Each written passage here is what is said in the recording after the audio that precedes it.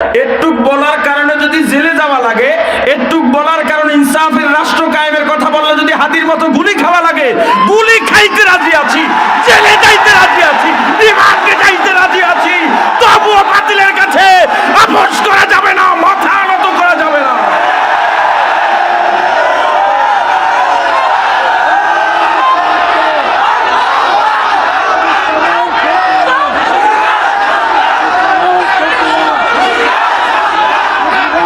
ঐতিহাসিক চরমনায় মাহফিলের নমুনায় কুড়িগ্রামে 3 দিন ব্যাপী বিশাল ইজতেমা ও হালকায় জিকিরে এখন মূল্যবান নসিহত পেশ করছেন শাইখ জিনি রহমতুল্লাহ আলাইহির সুযোগ্য খলিফা মার্কাজুত তাকওয়া ইসলামিক রিসার্চ সেন্টার ঢাকার সম্মানিত মহাপরিচালক, নন্দিত ওয়াইজ, সারা বাংলায় আলোড়ন সৃষ্টিকারী মুফাসসিরে কোরআন আলহাজ হযরত মাওলানা মুফতি হাবিবুর রহমান মিসবাহ কুয়াকাটা হুজুর দামাত বারাকাতুহু।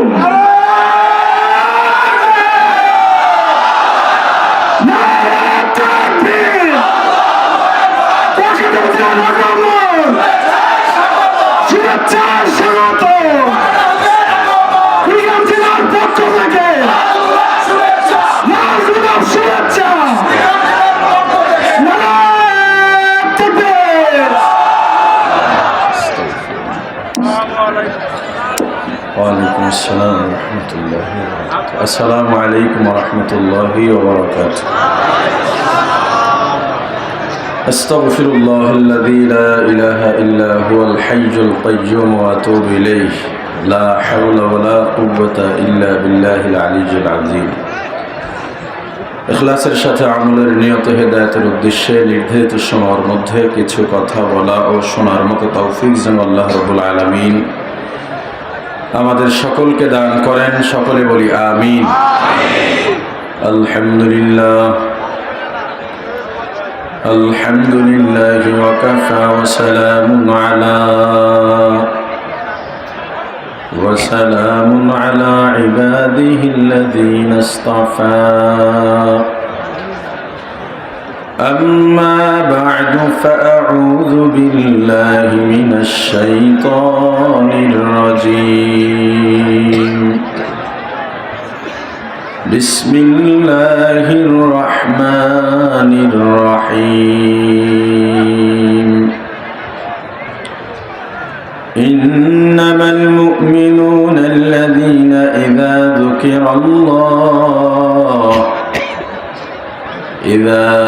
ذكر الله وجلت قلوبهم وإذا تليت عليهم آياته زادتهم إيمانا وهم على يتوكلون. صدق الله العظيم. درود شريف پوری. اللهم صل على محمد وعلى آل محمد كما صليت على إبراهيم وعلى آل إبراهيم إنك حميد مجيد. اللهم بارك على محمد وعلى آل محمد كما باركت على إبراهيم وعلى آل إبراهيم إنك حميد مجيد. يا حي يا قيوم برحمتك استغيث أصلح لي شأني كله ولا تكلني إلى نفسي طرفة عين. আলহামদুলিল্লাহ। ঐতিহ্যবাহী ঐতিহাসিক কুড়িগ্রামে চরমনায় নমুনায় 3 দিন ব্যাপী ইজতেমা ও হালকায় জিকিরের মোহতারাম সভাপতি তিন দিনব্যাপী আয়োজনের মধ্যমণি প্রধান অতিথি আমাদের প্রাণের মানুষ, হৃদয়ের মানুষ, কলিজার টুকরা, বাংলাদেশের লক্ষ কোটি মুক্তিকামী জনতার আধ্যাত্মিক, রাজনৈতিক ও চারিত্রিক রাহবার আমিরুল মুজাহিদিন হযরত পীর সাহেব হুজুর চরমনাই হাফিজাহুল্লাহ তাআলা, আল্লাহ তার হায়াতে বরকত দান করেন, আল্লাহ তার ইলমে বরকত দান করেন, আল্লাহ তার হিলমে বরকত দান করেন, আল্লাহ তার কৌশলে হিকমতে বরকত দান করেন, আল্লাহ তার সিহাতে বরকত দান করেন। দিগার মুআজ্জাজ মুকাররম হযরত উলামায়ে কেরাম, দূর দূরান্ত থেকে আগত ইসলাম প্রিয়, দিন প্রিয়, মর্দে মুজাহিদ, আল্লাহ রাব্বুল আলামিনের আশিকিন, জাকিরিন, শাকিরিন মুসলমান ভাইরা, কলিজার টুকরার সমবয়সী যুবক ও ছাত্র বন্ধুগণ, পর্দানিশী মা ও বোনেরা, আল্লাহ তাআলার দরবারে লাখো কোটি শুকর ও সুজুদ, যেই মহান রব্বুল আলামিন আমাদেরকে হায়াতে তৈয়বা দান করে দুনিয়ার জান্নাতের বাগান, কোরআন ও সুন্নাহর আলোচনার এই মুবারক মজলিসে, আশিকিন, জাকিরিন, শাকিরিনের মুবারক মজলিসে আশা ও বসার মতো তৌফিক দান করেছেন, আলোচনা শোনার মতো সুযোগ করে দিয়েছেন, এজন্য শুকরিয়া আদায় করি আলহামদুলিল্লাহ। বহু বছর পর বাংলাদেশের প্রান্তিক এলাকা কুড়িগ্রাম ইজতেমায় আল্লাহ কবুল করেছেন। যদি বলি সিরেফ দোয়া নেওয়ার জন্য আসছি, দোয়া করবেন তো? তরতিব রক্ষা করা আদব, সেই আদব রক্ষার্থে বসছি। বয়ান তো হযরত পীর সাহেব হুজুর করবেন।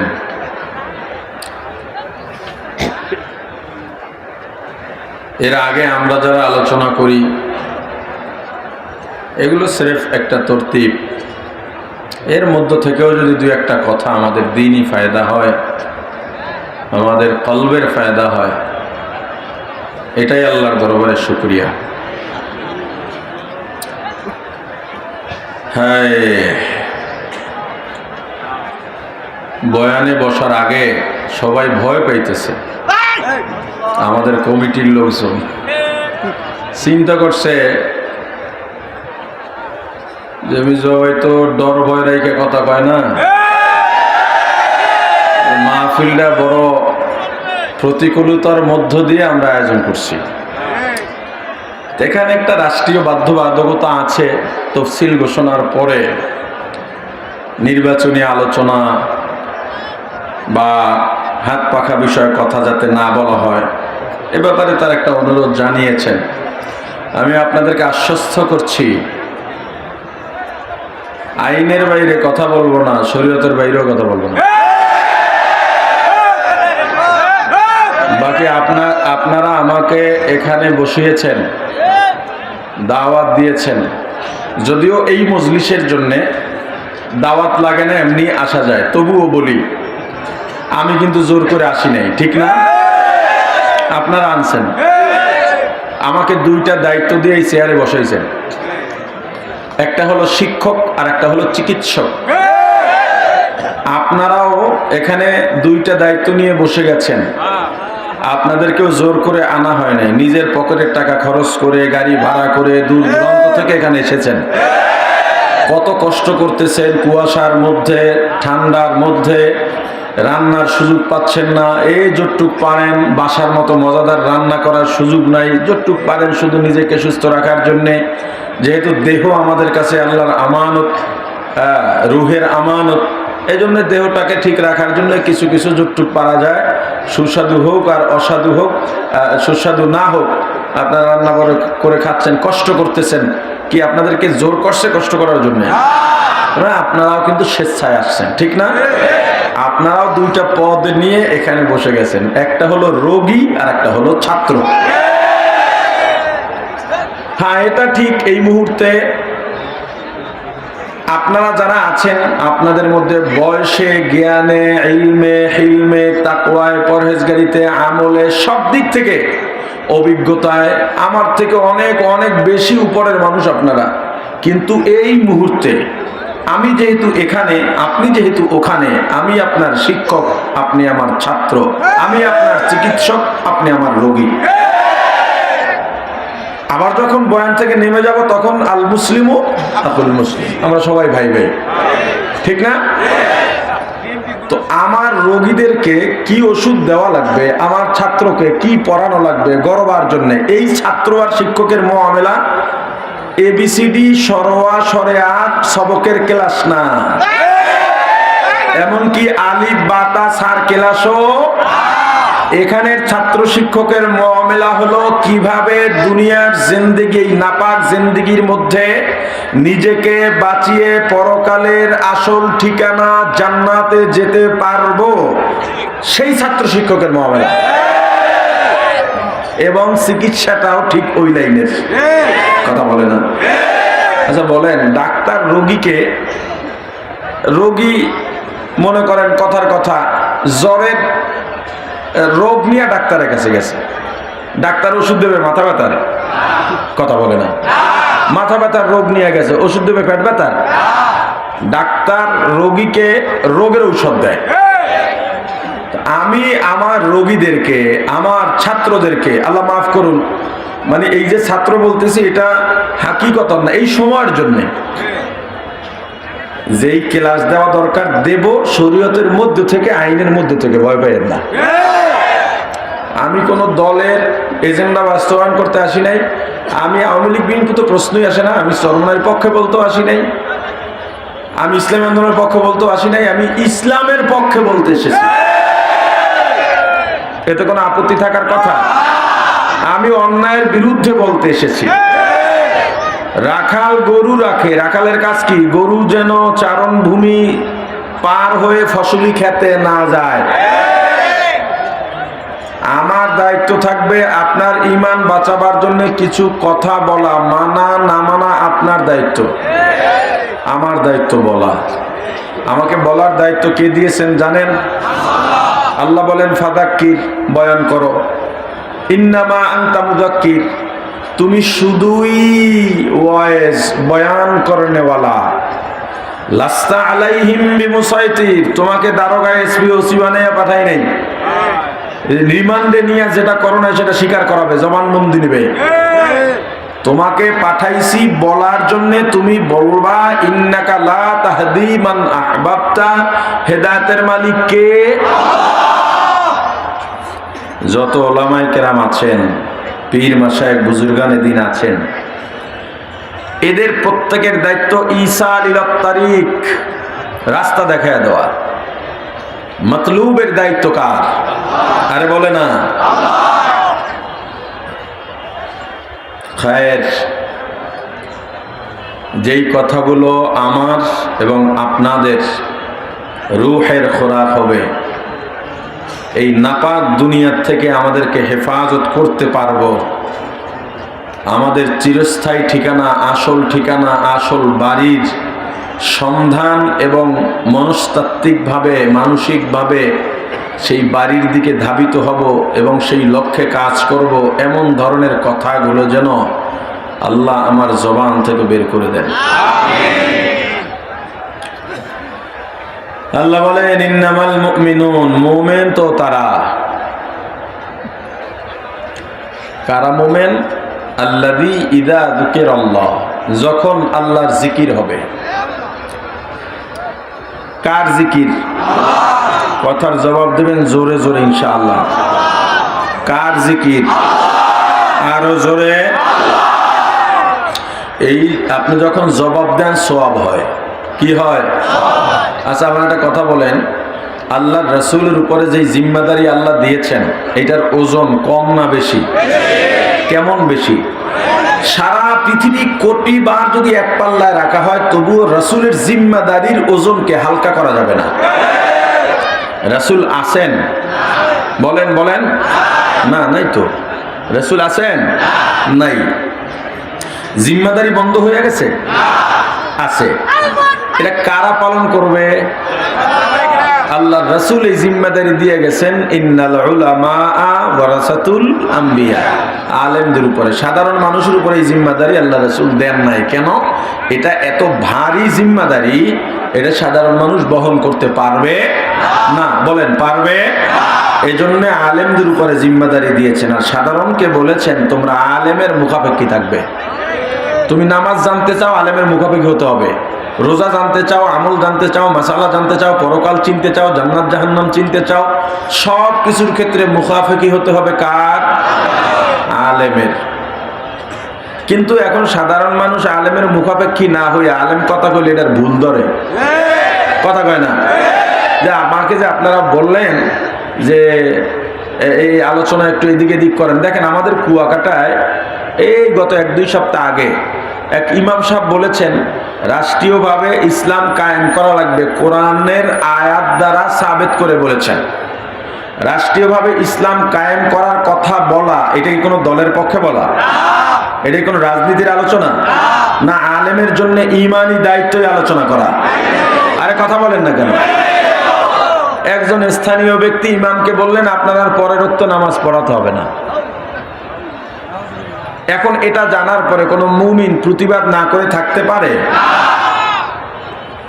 তা আমাদেরকে আপনারা রেস্ট্রিকশন দেন, ঠিক আছে, দলের নাম না বলে কথা বলতে, ঠিক আছে আমরা মানি, কিন্তু আলেম যে সে তো ওলামায়ে কেরামের কথা, রাসূলের জিম্মাদারি পালন করবেই। আরে বলে না, পালন করবে কি না? ইমাম সাহেব বললেন ঈমান বাঁচাবার কথা, একজনে বাধা দিলেন, অথচ তুমি সাধারণ মানুষ, তুমি তো আলেমের কথার উপর কথা বলার কারণ কথা না। কারণ উনি তো নিজের থেকে বানায় কথা বলেন নাই, উনি তো কোরআনের উদ্ধৃতি দিয়ে কথা বলেছেন, রাসূলের আদর্শ হাদিস দিয়ে কথা বলেছেন, সুন্নাহর ভিত্তিতে কথা বলেছেন। কি একটা আজব কাণ্ড কারখানা দেখেন। আপনি যখন ডাক্তারের কাছে যান, ডাক্তারকে ভিজিট দেন, ডাক্তার আপনাকে একটা প্রেসক্রিপশন দেয়। আপনি কি কোনোদিন ডাক্তারের বিরোধিতা করছেন? এই মেয়া, এই প্রেসক্রিপশন কেন দিলেন? এটা বলেন সবাই, বলছেন? আপনি কি করলেন? প্রেসক্রিপশন নিয়ে ফার্মেসিতে গেলেন, 1 মাসের ওষুধ, ভাই 1 মাসের ওষুধই দিয়ে দাও। 1 মাস ওষুধ সেবন করলেন, আপনি ভালো হন নাই, এরপরে কি ডাক্তারকে মারতে গেছেন? আপনি কি করলেন? আর এক ডাক্তারের কাছে গেলেন, উনি আগের ঔষধ কিছু রাখছে, কিছু বাদ দিছে। আপনি তখনও প্রশ্ন করেন নাই বাদ দিলেন কেন আর এইগুলো রাখলেন কেন, বরং আপনি চুপচাপ আবার নতুন প্রেসক্রিপশন নিয়ে চলে এলেন, আবারও ফার্মেসিতে গেলেন, ওষুধ কিনলেন, খাইলেন। ইঞ্জিনিয়ার, আপনি বিল্ডিং করবেন, ডিজাইন করলো, সয়েল টেস্ট করলো, আপনাকে লেআউট দিয়ে দিল, আপনি রাজমিস্ত্রি ডাকলেন, বললেন ইঞ্জিনিয়ার যেখানে যেভাবে বলছে ওইভাবে তুমি বিল্ডিং করো, এই পিলারে যে কয়টা রড দিতে বলছে এর বাইরে দেবা না। যদি কোনো মিস্ত্রি কয় না রড 2টা কম দিলে সমস্যা নাই, তখন আপনি ধমক দিয়ে বলেন এটা তোমার দেখার দরকার নেই, কোনো যুক্তি দেখানোর দরকার নেই, ইঞ্জিনিয়ার দিচ্ছে এই কয়টা রড, এই কয়টা রডই দিতে হবে, যেখানে 400টি রড আছে যে কয়টা ওই কয়টা লাগবে, তুমি এর বাইরে বিল্ডিং করতে পারবো না, তাহলে আমি মিস্ত্রি পাল্টাই বলাবো। কথা বলে না? আপনি ইঞ্জিনিয়ারের ভুল ধরলেন না, ডাক্তারের ভুল ধরলেন না, কেন? আপনি ডাক্তার না। কথা কেন? আপনি কি না? এই জন্য ইঞ্জিনিয়ারের ভুল ধরেন, ডাক্তারের ভুল ধরেন না, ইঞ্জিনিয়ারেরও ভুল ধরলেন না, বরং বলছেন ইঞ্জিনিয়ার যা বলছে এর বাইরে কথা বলা যাবে। কিন্তু আশ্চর্য বিষয়, আপনি আলেম না, কোরআন জানেন না, হাদিস জানেন না, সুন্নাহ জানেন না, নামাজ জানেন না, রোজা জানেন না, কিন্তু আলেমের ভুল ধরেন। আরে কথা কয় না? ডাক্তারের ভুল ধরলেন না, ইঞ্জিনিয়ারের ভুল ধরলেন না, আলেমের ভুল ধরলেন। কারণটা কি? হ্যাঁ, যদি আপনি খামখেয়ালি ব্যক্তি হন, ডাক্তারের ভুল যদি ধরেন, কথার কথা, আপনার গুনাহ হবে না। ইঞ্জিনিয়ারের ভুল ধরে রড যদি 2টা আপনি কমায়া দেন, আপনার গুনাহ হবে না, বিল্ডিং এর পিলার একটু দুর্বল হবে, কিন্তু আলেমের ভুল ধরলে আপনার গুনাহ হবে। কিন্তু এরপর আলেমের ভুল ধরতেছেন কেন? আলেম আপনাকে কিছু বলেন না, কারণ আলেম জাতির প্রতি, আলেমের বুকটার ভিতরে মায়ায় ভরা, দরদে ভরা। এজন্য দেখবেন এই পিসা হুজুর বয়ান করেন, আমাদের শায়েখ রহমতুল্লাহ আলাইহি বয়ান করে গেছেন, যতক্ষণ বয়ান করেন ততক্ষণ কাঁদেন। এটা কিসের জন্য? এই উম্মতের মায়া। ওই যে আল্লাহ রাসূলের জিম্মাদারি দিয়েছেন, আমার রাসূল সব নবী ইন্তেকালের পরে আসমানে গিয়েছেন, আমার রাসূল আসমানে যান নাই, রওজায় এখনো উম্মতের জন্য কাঁদেন।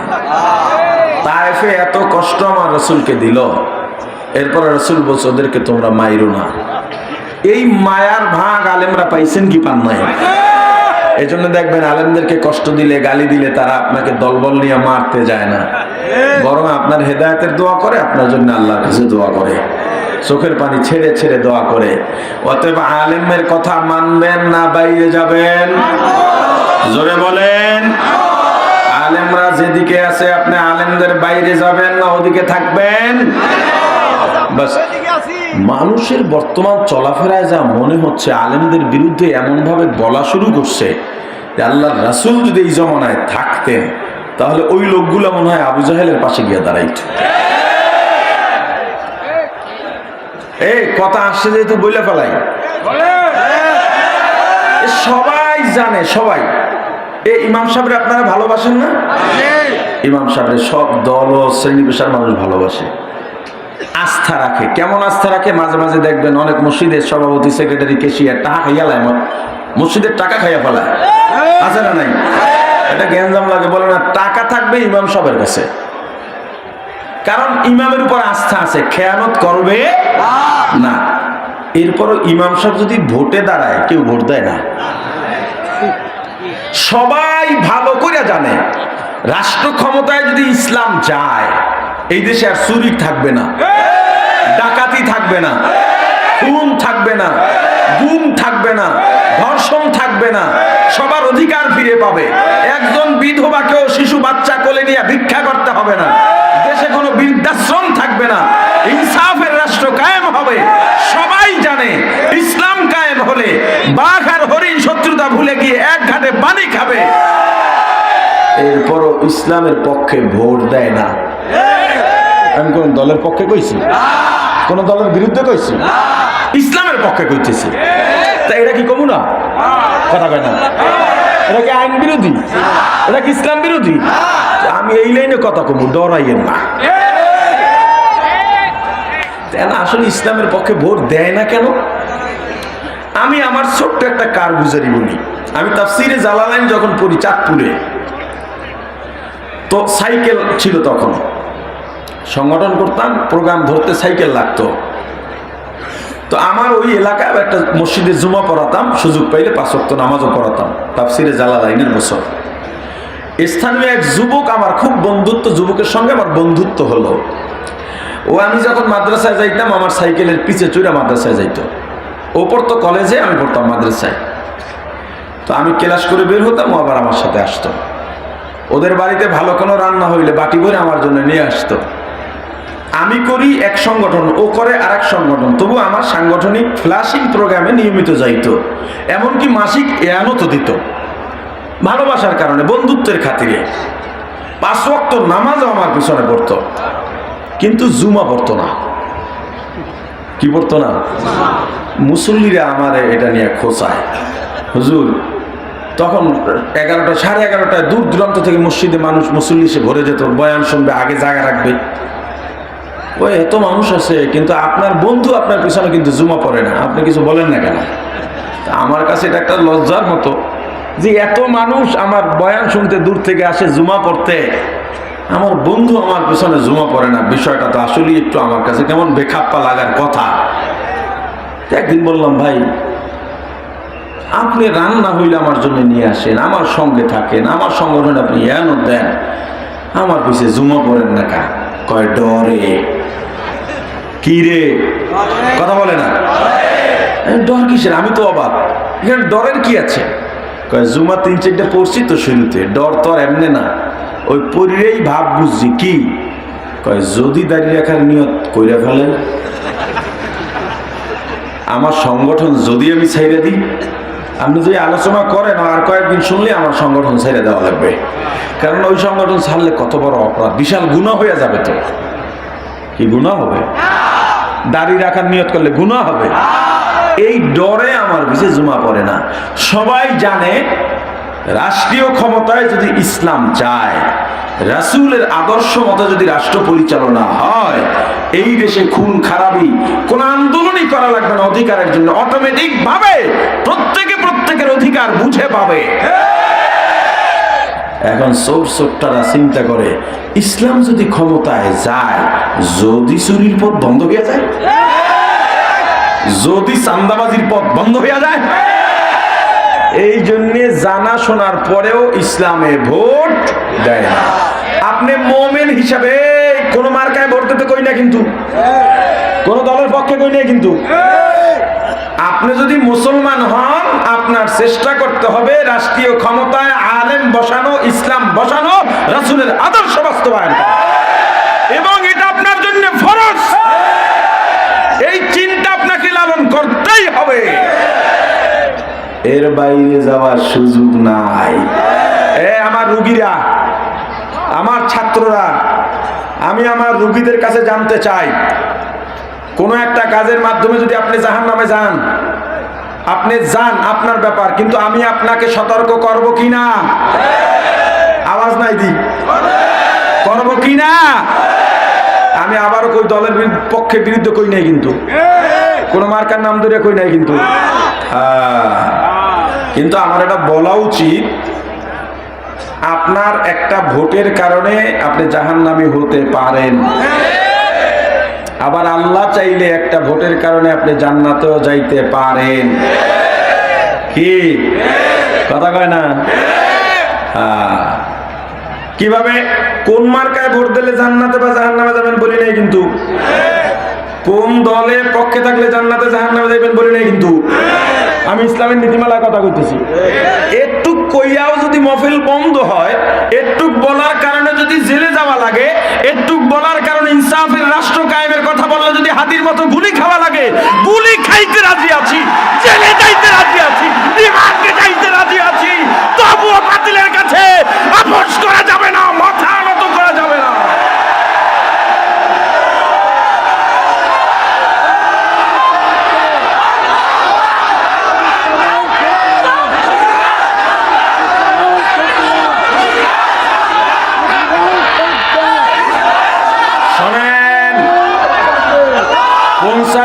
বাংলাদেশের প্রথম শ্রেণীর সম্মানিত ব্যক্তিত্ব নাগরিকদেরকে টার্গেট করা হয়েছে। পীর সাহেব চরমোনাই তার মধ্যে আছেন, শায়েখে চরমোনাই তার মধ্যে আছেন। আজকে আমাদের আমির, আমাদের কলিজার টুকরা হযরত পীর সাহেব চরমোনাইকে আমরা এখান থেকে বলতে চাই, আশ্বস্ত করতে চাই, কোন রক্তচক্ষুকে ভয় পাবেন না। যতই এলার জারি করা হোক, আমরা আপনার ডাইনে আছি, আমরা আপনার বামে আছি, আমরা আপনার সামনে আছি, আমরা আপনার পেছনে আছি। আপনার দিকে বুলেট দিয়ে আসার আগে আমরা শাহাদাত বরণ করব। আমাদের বুকে আগে গুলি লাগবে, তারপরে আপনার দিকে যাবে।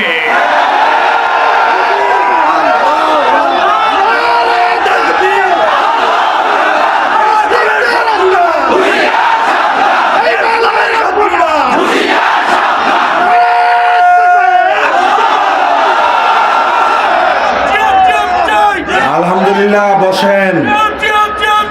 আপনাদের এই জজবা, এই আবেগ, এই ভালোবাসা, এই দ্বীনি স্বার্থ, দ্বীনি আবেগ, এটা শুধু এই মাঠে সীমাবদ্ধ থাকবে?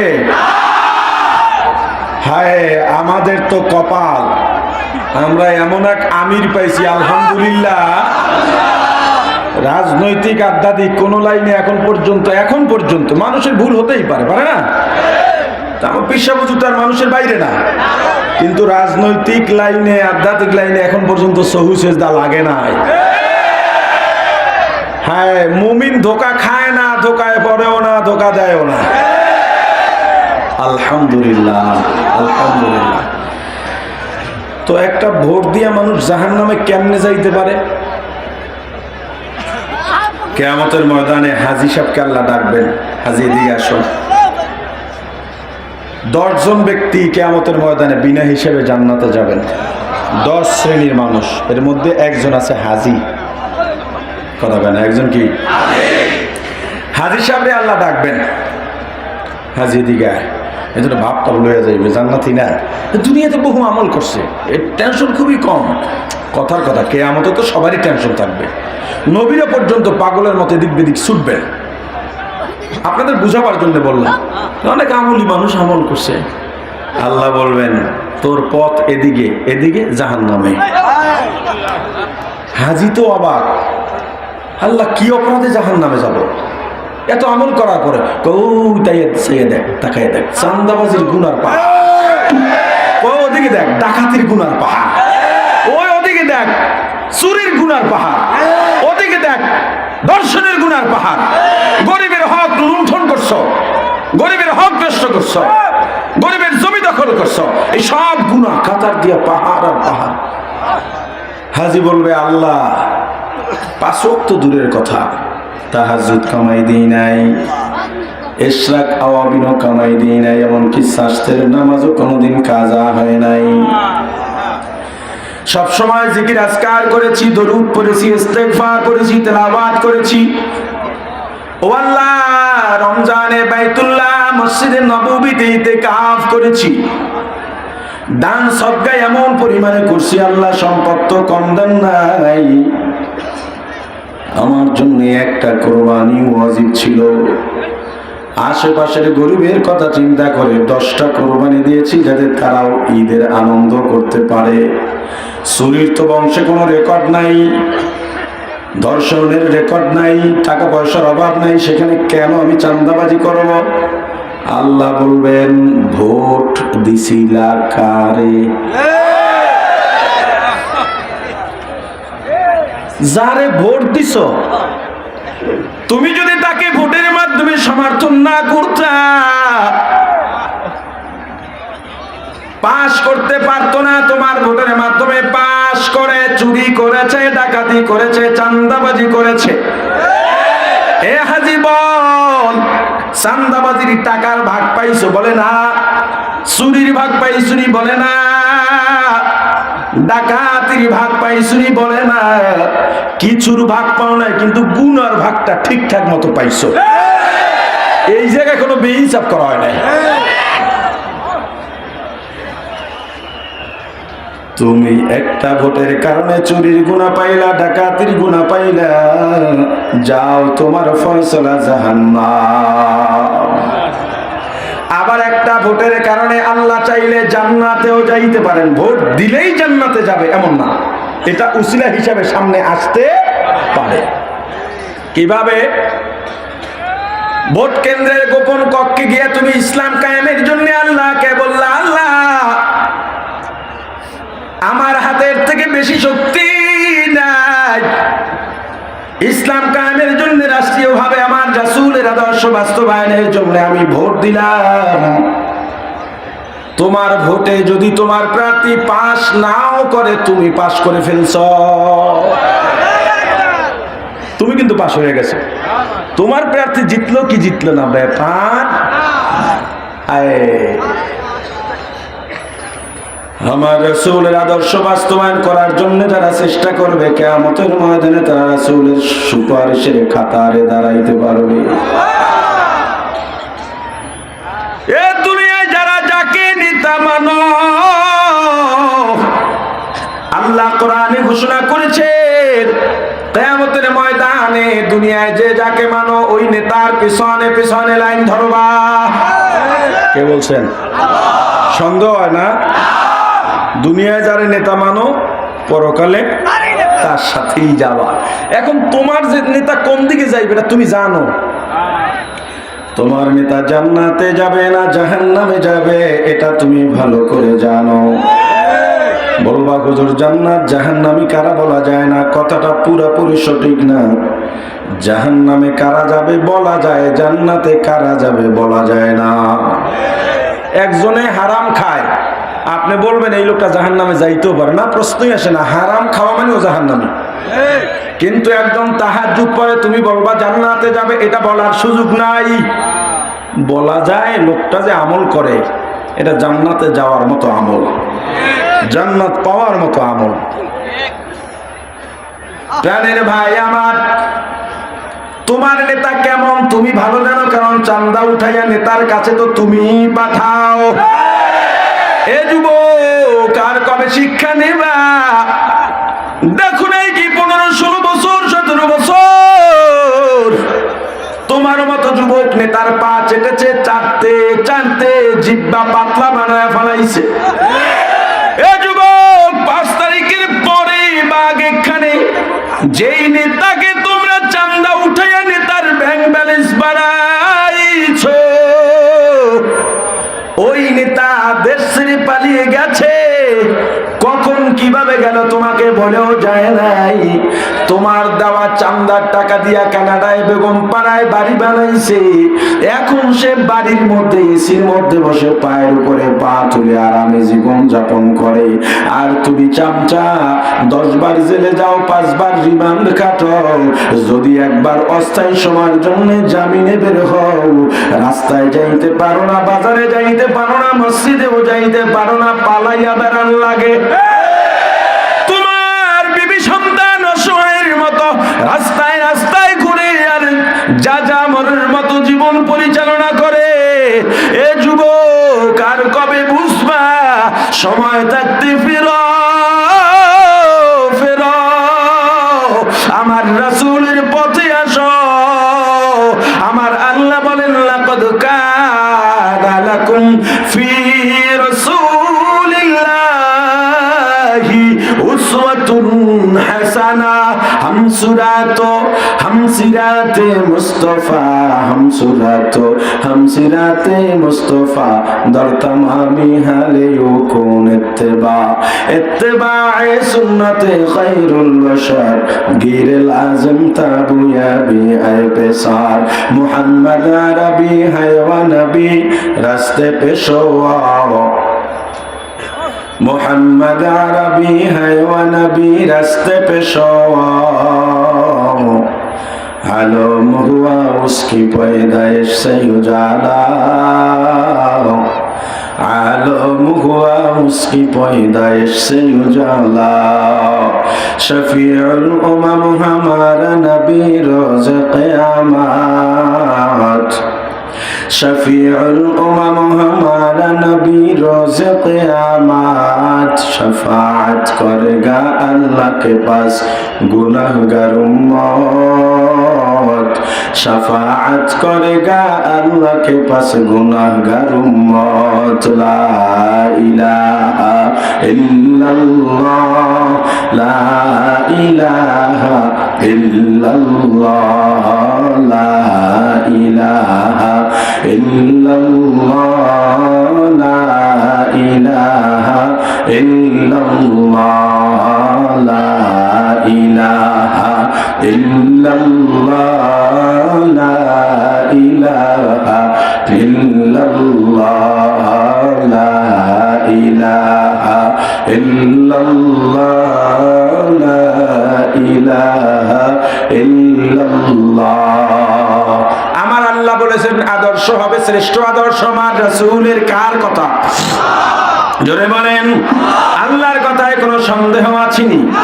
যেই কোরআনের মাধ্যমে আল্লাহ ঘোষণা করলেন, ওই কোরআনে কোনো সন্দেহ আছেনি?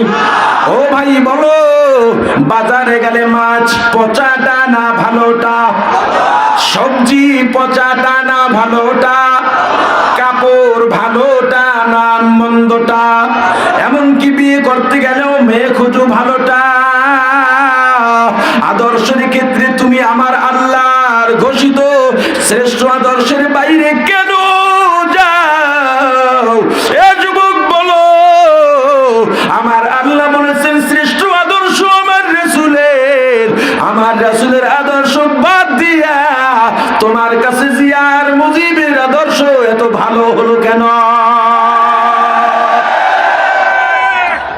তুমি যদি দুনিয়ায় আমার রাসূলের আদর্শ না মানো, কিয়ামতের ময়দানে আমার রাসূলের সামনে কোন মুখ নিয়ে দাঁড়াবা? কলবের চিকিৎসা দরকার, রূহের চিকিৎসা দরকার। এই রূহের চিকিৎসা ছাড়া, তাকওয়া ছাড়া মানুষ কোনোদিন শুদ্ধ হবে না। অনেক সময় দেখবেন অনেক পুলিশ অফিসার আছে ঘুষ খায় না, আছে না নাই? কিসের কারণে? তাকওয়া আছে। তাকওয়া মানে কি? আল্লাহ ভয়। ঘুষ খাওয়া গুনাহ, এটা করা যাবে না, এটা অপরাধ। কেন করে এটা? তাকওয়া আছে। আল্লাহর ভয় ছাড়া, তাকওয়া ছাড়া শুধু রাষ্ট্র নয়, যেই ক্ষেত্রটাই পরিচালিত হবে ওখানে ইনসাফ থাকবে না। ইনসাফ যদি চাও তাকওয়া লাগবে, কলব সংস্কার করা লাগবে, কলবের মেরামত লাগবে। তো আমরা তো সবাই মুমিন, কি জোরে বলেন, কথা কয় না। আল্লাহ বলেন ইন্নামাল মুমিনুন, মুমিন তো তারা কারা, ইদা যুকিরাল্লাহ, যখন আল্লাহ কে আসবে, হ্যাঁ হ্যাঁ হ্যাঁ চলার কথাই কইছে, সমস্যা নেই।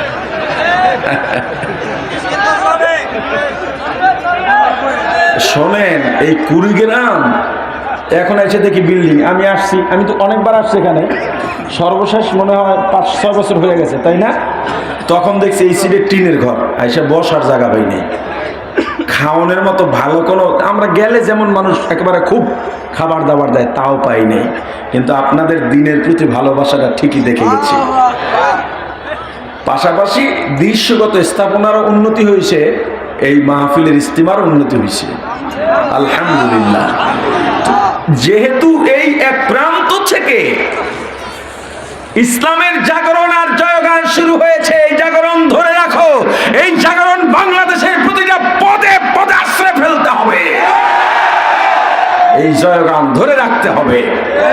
আগামীর দেশ ইসলামের দেশ, আগামীর বাংলা ইসলামের বাংলা, আগামীর সংসার ইসলামের সংসার, আগামীর রাষ্ট্র ইনসাফের রাষ্ট্র। ইনকিলাব, ইনকিলাব।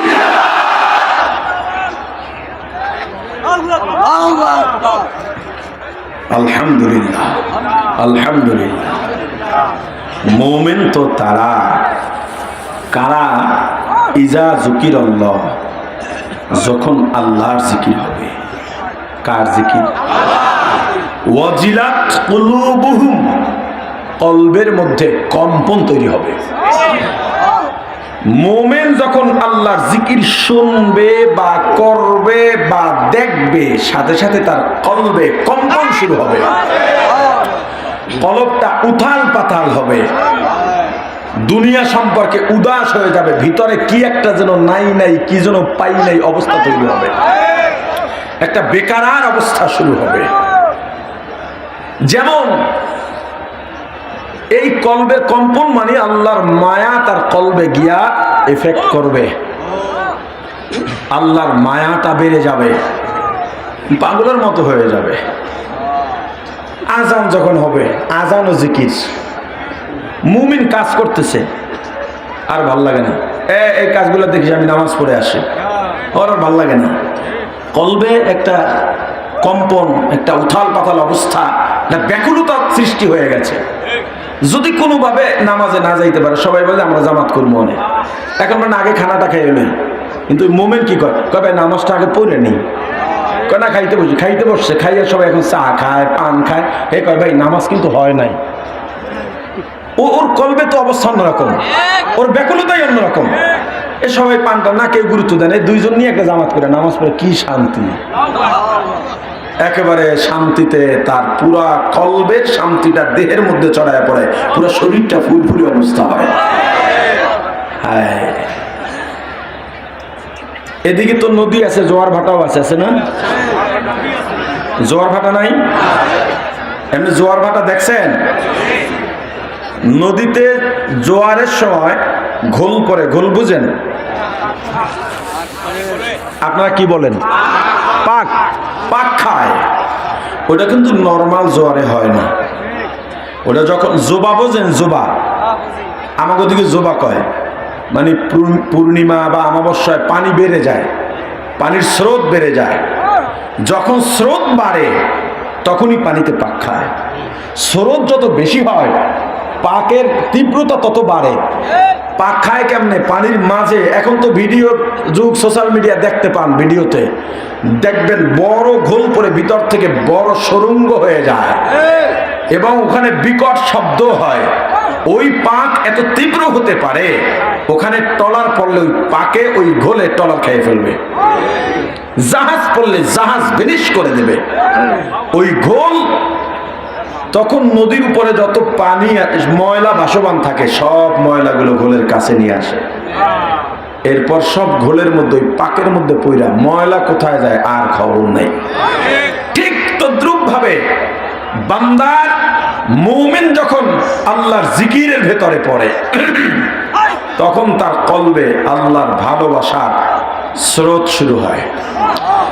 এই জিকির যত বাড়ে তার আল্লাহর ভালোবাসার জোয়ার আর মায়া বাড়তে থাকে।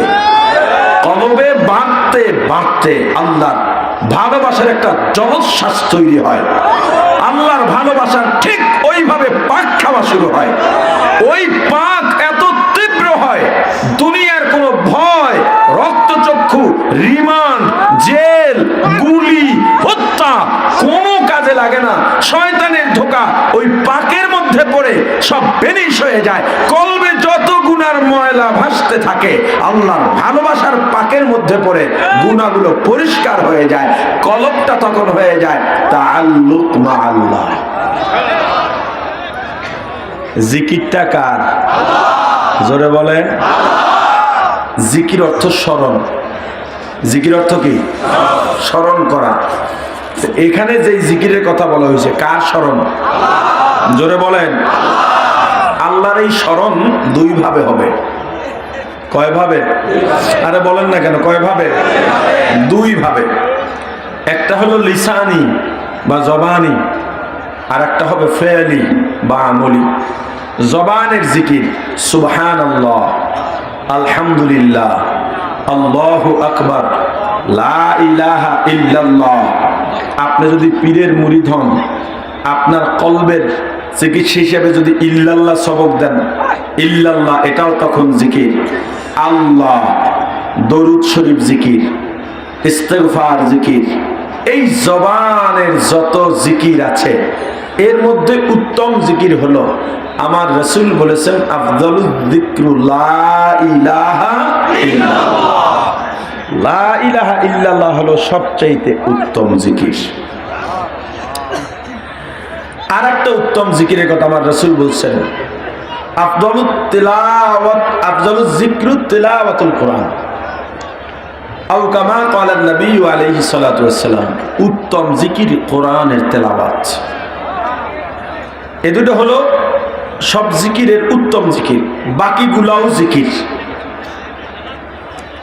এখন এই যে জিকিরের আয়াত আল্লাহ বললেন এটা শুধু যারা পীরের মুরিদ তাদের জন্য, কথা বলে না, সরমনাইওয়ালাদের জন্য না, যারা মুমিন দাবি করে সে যেই দলের হোক যেই ফেরকার হোক সবার জন্য। কথা বলেন না কেন? সবার মাঝে কি জিকির দেখেন? জিকির একটা ছোট্ট আমল, এটা ঠিক।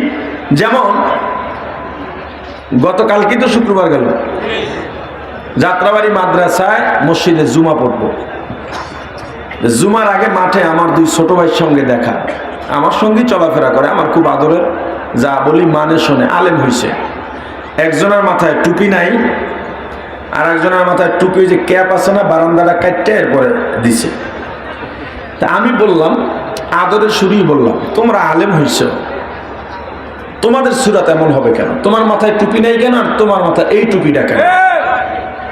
এটা তো হবার কথা ছিল না। কথা ছিল তোমরা আলেম হইছো, তোমরা এমন ভাবে চলবা সাধারণ পাবলিক যারা আছে বা গায়রে আলেম যারা, তারা তোমাদের দেখে তোমাদের বেশ দরবার অর্থাৎ রাসূলের সুন্নতের ভিতরে আসবে। কিন্তু এখন হচ্ছে তোমরা এই সময় যারাই আলেম হয়ে বের হচ্ছ এর বড় একটা অংশ তোমরা টুপি বাদ দিয়া তাদের মতো হবার চেষ্টা করতেছো। তাহলে মাদ্রাসায় পড়া লাভ কি? এখন মাথা নিচু করে দাঁড়ায় রয়েছে। আমি বললাম, মনে মনে হয়তো ভাবতেছো যে হুজুর টুপি তো বড় কোনো ব্যাপার না। হ্যাঁ, তোমাদের কথা সত্য, পৃথিবীর কোনো মুফতি নাই টুপিকে গুরুত্ব বানাইতে পারবে মাসালা দিয়ে, এটা দিলেও সই না দিলেও সই। কিন্তু টুপি ছোট্ট আমল, তবে বিশাল এক প্রভাব আছে। কথা বলে না, কি আছে? প্রভাব আছে। কেমন প্রভাব? এই টুপি যারা মাথায় দেয় সিনেমায় যাইতে পারবে মাথায় দিয়ে, টিভিতে বসতে পারবে, জুয়া খেলতে পারবে, তাস খেলতে পারবে। তাহলে আমল ছোট কিন্তু প্রভাব বেশি না কম? অনেক বেশি। জিকির আমল ছোট, আপনার কাছে মনে হইতে পারে জিকির না করলেও তো গুনাহ নেই, এটা মুস্তাহাবি আমল, সুন্নতে জায়েদার আমল, কিন্তু এটার প্রভাব এত বেশি। জিকির যার কলবে আছে, জিকির যেই বান্দা করবে বা করে, ওই বান্দা এত বেশি প্রভাবিত হয়, ও আল্লাহ ছাড়া আর কিচ্ছু বোঝে না। আরে কথা বলে না, আল্লাহ ছাড়া কিছু। দেখবেন মানুষ কেউ যায় ধান কাটে, গল্প গুজব করে, আর যেই মুমিন যার কলবে আল্লাহর মায়া আছে, মোহাব্বত আছে, ও ধান কাটে আর গুনগুনায়া জিকির করে আল্লাহ আল্লাহ আল্লাহ। ও নদীতে যায় মাছ ধরার জন্য যায়। অনেকজন আছে নামাজে নাই, কেউ লুডু খেলে, কেউ বিড়ি সিগারেট টানে, গল্প গুজব করে, কিন্তু ওই মোমেন নৌকার গলিতে, ট্রলারের গলিতে কোমরের গামছাটা খুলে যায় নামাজ বিছাইয়া, ওই নৌকার গলইটাকে মসজিদ বানাইয়া নামাজ আদায় করে আর আল্লাহর দরবারে কাঁদেন। ও যখন জিকিরে বসে, জিকির করতেও মজা লাগে, জিকির যত করে তত করতে ভালোবাসে, আরো করতে মজা পায়। ওরে আমার ভাই, এই যে জিকিরের একটা পাওয়ার আর প্রভাব, তুমি যত বড় পাথর দিলওয়ালা মানুষ হও না কেন, যখন তুমি নিরিবিলি জিকিরে বসে যাবা, মাঝে মাঝে ঘরের দরজাটা বন্ধ করে, সবাই যখন ঘুমায় যায়, তুমি ঘরের দরজাটা বন্ধ করে দাও, আলাদা এক রুমে গিয়া বাতিটা বন্ধ করে 2 রাকাত নামাজ সুন্দরভাবে আদায় করে, এরপর একটু জিকির করে দেখো। দুনাল জাহরি এর ব্যাখ্যা অনেকে করে জোরে জিকির জায়েজ নাই, ব্যাপারটা এমন নয়। আমরা যে সাধারণভাবে কথা বলি, দেখা সাক্ষাৎ হলে সালাম কালাম, এই যে আওয়াজ, এই আওয়াজের থেকে বেশি আওয়াজকে জেহের বলে, ওইভাবে চিল্লায় না, সাধারণভাবে আওয়াজে গুনগুনায় আমার আল্লাহর একটু জিকির করো, মনটা লাগায়া নিজের জীবনের যত গুনাহ আছে গুনাহগুলো তখন সামনে হাজির করো। তুমি যত বড় মানুষ হও না কেন, হাঁটা চলায় তো গুনার কথা মনে পড়ে না, কিন্তু যখন তুমি একটু বসবা, মনটাকে স্থির করে নিজের জীবনের গুনাহগুলোর সামনে হাজির করবা, দেখবা নিজেকে আর মানুষ মনে হয় না, মাথাটা নত হয়ে গেছে, আমার এত গুনাহ এত গুনাহ এত গুনাহ, এই গুনাহ নিয়ে আমি অহংকার কেমনে করি, আমার মাথা উঁচু করে কেমনে দাঁড়াই, আমার তো আর দাঁড়াবার সুযোগ নাই। দেখবা আল্লাহর দরবারে তুমি চাইবা, ক্ষমা চাইবার 2 চক্ষু দিয়া পানি পড়া শুরু হয়ে যাবে, আর নিজের কাছে মনে হবে আল্লাহ আমার চেয়ে বড় গুনাহগার আর কেউ নাই, আমার যে গুনাহ, গুনাহ দিয়া মাপ পাওয়ার কোনো সুযোগ নাই। তবে আল্লাহ আমি যত বড় গুনাহগার হই না কেন, আপনার দরজা ছাড়া যাওয়ার কোনো জায়গা নাই, আমি যত বড় নাফরমান হই না কেন, আপনার দরজা ছাড়া যাওয়ার জায়গা নাই। ও আল্লাহ, আমি যত বড় অপরাধী হই না কেন, আপনার দরজা ছাড়া যাওয়ার জায়গা নাই। এইভাবে জিকির করতে করতে করতে করতে কলবটাকে যখন তুমি একটু তৈরি করতে পারবা, তখন দেখবা তোমার আল্লাহকেই খুঁজতে মনে চাই। যত কাজ করবা, কাজের মধ্যে তোমার খেয়াল থাকবে এই কাজে আমার আল্লাহ রাজি ও খুশি আছেন কিনা। যেখানে আল্লাহ বেজার, সেখানের ধারে কাছেও তুমি যাইবা না। তখন তুমি শুধু আল্লাহকে খুঁজবা, গাছের দিকে তাকাইলো তখন আমার আল্লাহকে দেখতে পাইবা, মাছের দিকে তাকাইলে আল্লাহকে দেখতে পাইবা। ফাইনামা তুওয়াল্লু ফাতাম্মা ওয়াজহুল্লাহ। বান্দার তখন দুনিয়ার খেয়াল নাই, পরিমাণের বাইরে দুনিয়া নিয়ে চিন্তাও করে না, সন্তান স্ত্রীর জন্য, আত্মীয় স্বজনের জন্য পরিমাণের বাইরে সে দুনিয়া নিয়ে চিন্তা করে না। তার একটাই ভিতরে চাওয়া, আমার আল্লাহ কেমন, আমার আল্লাহ কেমন। কিয়ামতের ময়দানে সবচাইতে আকর্ষণীয় হবে সরাসরি আমার আল্লাহকে দেখা। এবার বান্দা আল্লাহর ভালোবাসা এত মশগুল হয়ে যায়, আল্লাহ বলেন হুয়াল্লাযী আনজালা সাকিনাতা ফি কুলুবিল মুমিনিনা লিয়াজদাদু ঈমানাম মা ঈমানিহিম। বান্দার হালত যখন এমন হয়, আল্লাহ বান্দার কলবে, মুমিনের কলবে আল্লাহর সাকিনা ঢালেন, আরো মুহাব্বত ঢেলে দেন, রহমত বরকত ঢেলে দেন।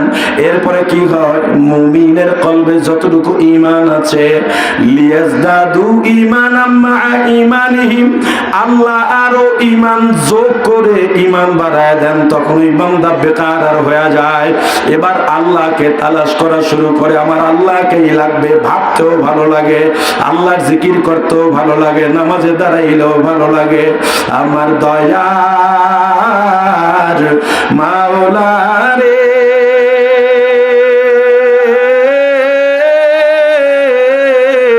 আমার দয়ার মাবুদ রে, কোথায় গেলে পাবো তোমার ঠিকানা,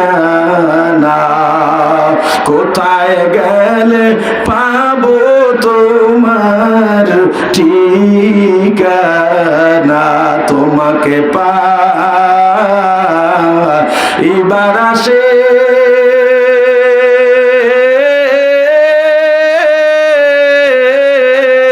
ঘুরি আমি দেশ বিদেশে, ইজতেমাময় দানে করলাম বিছানা, চরমনার ময়দানে করলাম বিছানা। আল্লাহ আমাদেরকে জাকির হিসাবে কবুল করেন, আল্লাহ আমাদেরকে মুমিন হিসাবে কবুল করেন, আল্লাহ ইজতেমাকে কবুল করেন, এই মাদ্রাসাকে কবুল করেন।